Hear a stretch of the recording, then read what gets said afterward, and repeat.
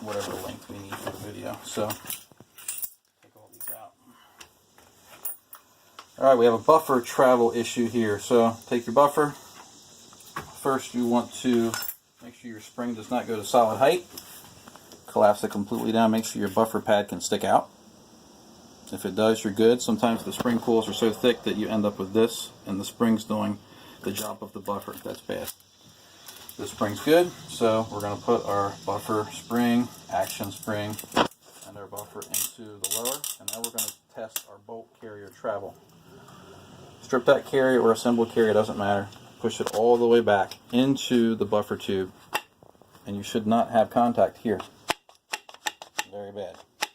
It can break your gas key bolts, and it can make repeated contact here, possibly stress the lower and break that. So the fix for that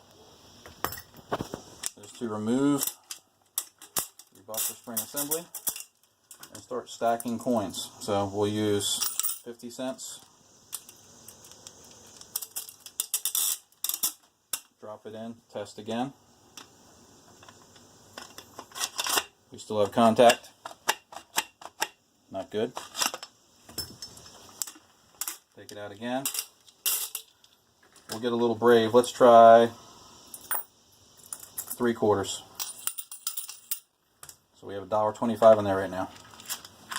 You can use other things such as washers, but quarters are readily available.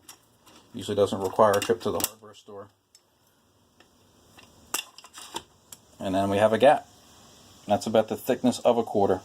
And that's a safe gap, but when you have buffer compression to take into account, you want to have a little bit more of a gap. So we're going to make this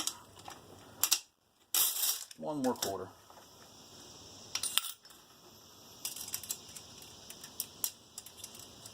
This problem happens when someone isn't maintaining the equipment properly and they drill the buffer tube too deep when they're manufacturing the product. So that's a good gap right there. So we can count out what we have there. Some lowers may only require maybe 1/4, but this has $1.50 in it. And that fixed our problem.